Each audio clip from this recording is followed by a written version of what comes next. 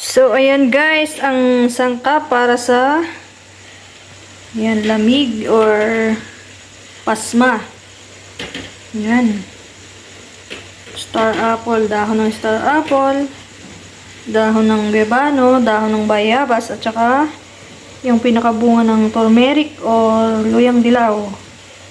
Pagsasama-samahin lang natin yan at ating ilalaga para inumin at isama sa para sa pagbababad sa planggana ng mga ligamgam. Pagsama-samahin lang natin guys sa isang malinis na kaldero para pakuluin.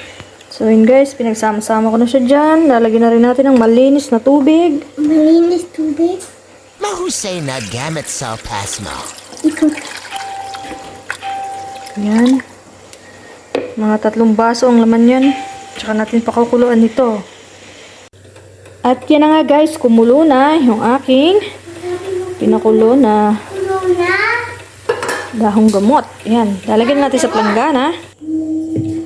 Ayan guys, magsalin tayo sa baso para yan ang iinumin.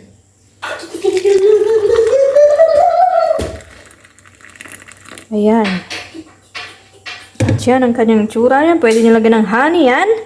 At pwede nyo rin lagyan ng asukal konti.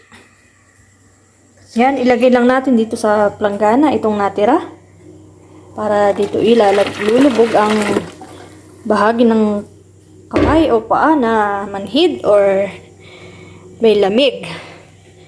Ayan guys. Subscribe me.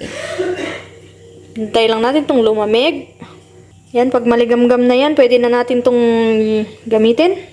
Yan guys, dahil sa wala akong honey, lalagyan ko na lang siya ng konting sugar. Yan.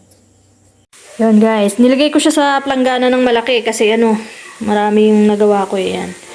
Ganyan lang ang gagawin nyo guys. Dito, meron tayong maligamgam na may mga ayan, yan yung merong masakit sa kanya. Hanggang dyan yan guys. Yan. Pasma o lamig. Pasma daw yan guys. Ayan, ganyan lang Pinagsama-sama ko lang dyan yung mga nilaga kong dahon. At dito naman sa isang planggana, meron tayong malamig na tubig. 5 seconds. Yan, dito 5 seconds. At pagkatapos, dito din ay 5 seconds. Ayan Para guys. bilis umepekto. Napakahusay na gamot guys. Napakahusay. Kaya sa hindi pa dyan nakakaalam na ito ay gamot.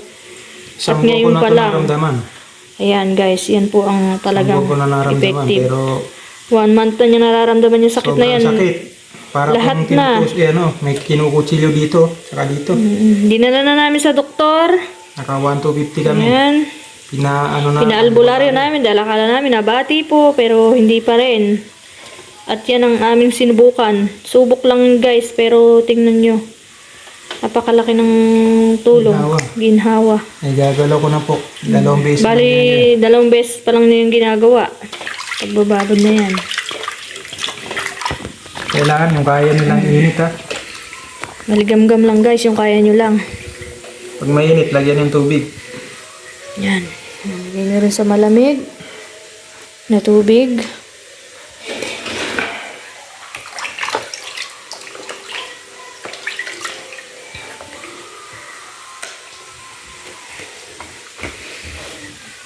Okay, so pwede nyo ipahid yung mga dahon-dahon na yan. Yan, ito, turmeric, luyang dilaw. Oh my God! Wow! Napakaraming pinagagamitan yan. Ang luyang dilaw na yan.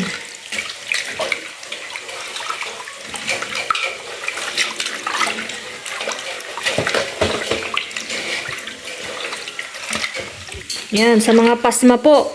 Kagaya ng mga driver na nagdadrive at nababasa sa ilog, paglilinis ng mga sasakyan, truck, karpintero, lahat po ng mga napapasma, nababasa agad ang mga kamay, paa, katawan. Yan po ang mahusay nyong gamitin, Hindi na po kayo kailangan pang pumunta ng doktor. Maiyak-iyak po ako. Sobrang sakit. Ayan. Pinipigil ko lang dahil na ito para may Para daw pong pinuputol at may sugat sa loob. Para may sugat sa loob. Yan. 1 buwan niyang naramdaman Nadala na sa doktor, albularyo, hindi pa rin po nawala. Pero ito, ang aming sinubukan at yan, 2 beses pa lang niyang ginagamit at effective. Dati hindi niya yan nagagalaw, ang ano niya na yan. Pero ngayon, tingnan nyo.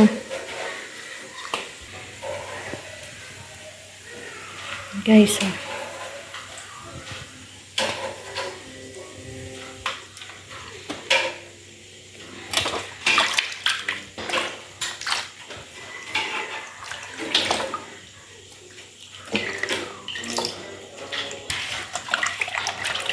At yan nga guys, habang ikaw ay nakalublob doon sa sinasabi na gamot na yon, naglagay din ako sa baso ng iinumin para naman ito sa loob guys. Yun para sa labas at ito para sa loob. Ayan.